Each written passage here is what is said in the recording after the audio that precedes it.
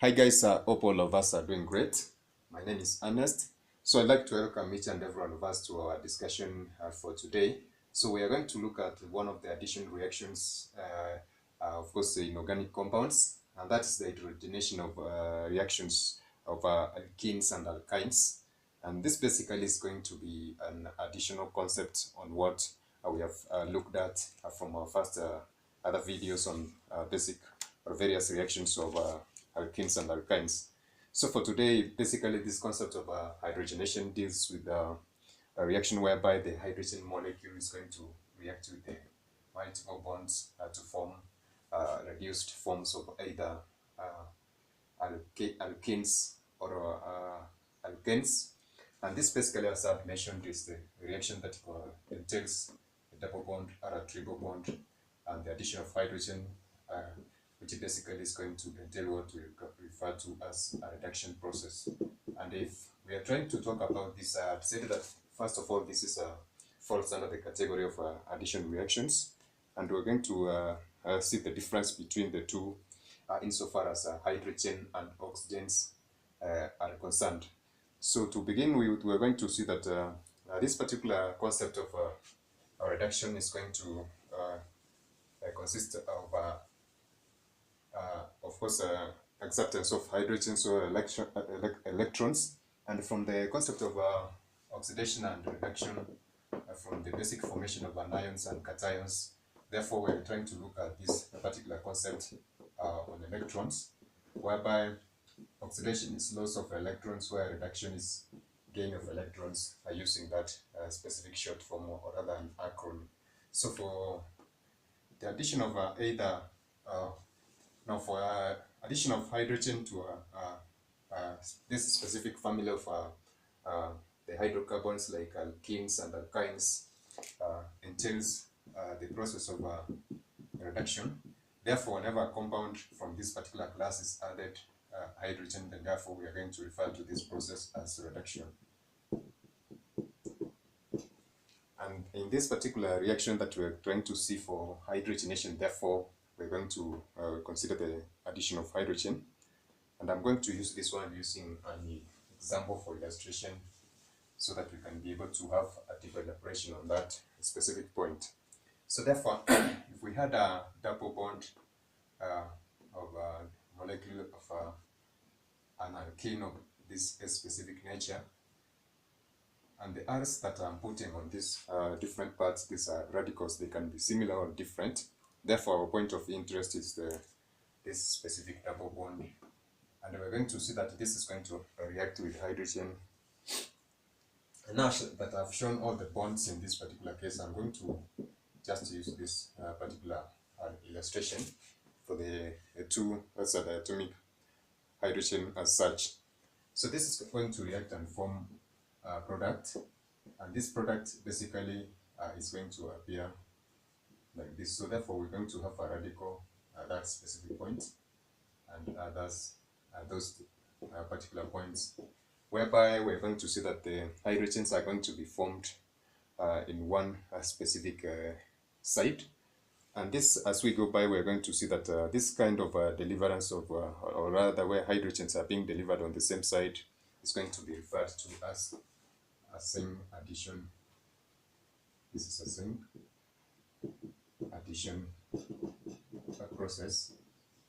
And we're going to see perhaps an anti-addition, which is going to be the opposite of this specific process.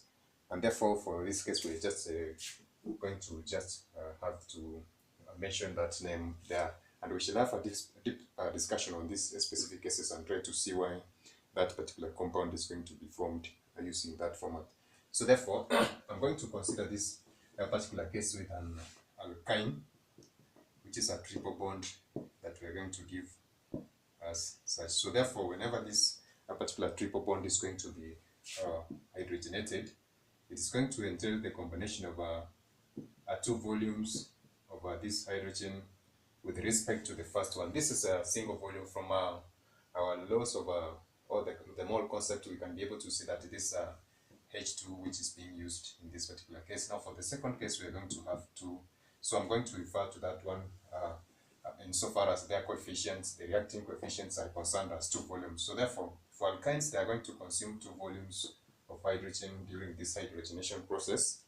And this is going to lead to the formation of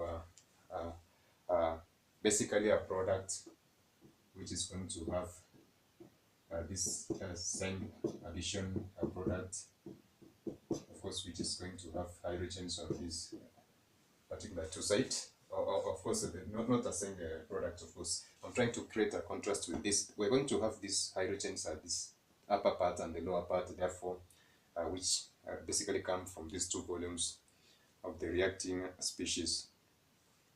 And in this particular respect, therefore, we're going to see that other hydrogenation processes are going to occur, but they are going to require specific conditions like the catalyst, which is going to assist, of course. We have already discussed in one of our videos the role of a catalyst, and they play different roles whenever we're trying to perform different reactions. And this, therefore, is going to dictate the nature of the reactions depending on the kind of the catalyst which has been used. Now, suppose we have a cycloalkene of this nature, and we're going to do a reaction of hydrogenation. So this is going to entail the use of hydrogen gas, and therefore we're going to use a catalyst in this specific case. And this one can either be a palladium or a platinum catalyst that's going to be, of course, used in combination with charcoal or coal, and or just a charcoal carbon, and therefore this is going to form a product that is going to be appearing like this. So we shall have this specific product which is going to be formed. Of course, it will be an alkane, a cycloalkane, which is going to appear like this. So we shall have this specific product of a cycloalkane being formed of that specific nature. So still we shall have what we refer to as a zinc addition product, which is of course that cycloalkane. Now if we try to consider this particular case, we're going to see that if we try to vary this volume of hydrogen that is being used, therefore if we require a product like from the reduction of alkenes, this is to alkanes, this is going to require excess hydrogen, and therefore if we try to vary the volume of this particular hydrogen, then therefore we can either have a lower, of course, form of this particular hydrocarbon, like the alkene, and then therefore addition of excess hydrogen is going to result in the formation of a single bond alkane, as I've just roughly illustrated in this particular sequence. So if we try to look at different ways in which some of these reactions are going to occur, we can be able to try to look at the case whereby we have said, we have talked about a zinc addition. We can try to look at the case whereby we require to have products of or other molecules which are products of either the trans or cis. We have talked about the concept of trans or cis molecules in one of our videos. So I'm going to just try and look at this. So suppose we have a product of this specific nature. We just use a specific one so that we can be. Now if we use a triple bond, which is alkyne functional group, and then we are trying to perform the hydrogenation at this specific point. Let's say we are using a palladium, this one is a catalyst, and from this specific case, if we use 1 volume or 1 mole of this particular gas, then therefore we're going to get this nature of a product whereby this is going to be a sign addition product, which basically is going to be considered to be a Z. Now in this case, whenever we talk about this particular case for a Z bond, this refers to a cis product, as we had used these specific prefixes in one of our nomenclature videos. So therefore this is going to result in the formation of a cis. We use this 1 mole on this carbon-carbon triple bond. So suppose we use then we can be able to ask ourselves if in case we require to form a product that is a trans, perhaps will require some conditions which are going to assist us, of course, achieve that specific product. And this is through using what we refer to as Lindahl's catalyst. This is a Lindahl's catalyst. And from this particular Lindahl's catalyst, then we're going to see that this particular catalyst is a palladium or barium sulfate or quinoline, or we can have palladium and calcium carbonate, or this particular compound for just going to be with us that one. And of course, we're going to see that this is going to be quinoline. We're going to see these particular cases and conditions for this particular product in organic chemistry, but of essence for us is to know the difference between these particular two. So in any case, we needed to make a particular product that is going to be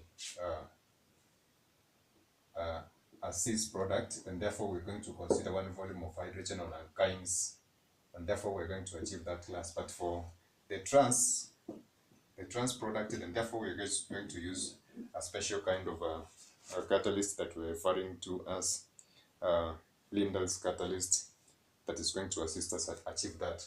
Now, if we can be able to use just a simple illustration in trying to demonstrate that particular product for the trans, we have already shown that for the cis we use one volume of that specific product.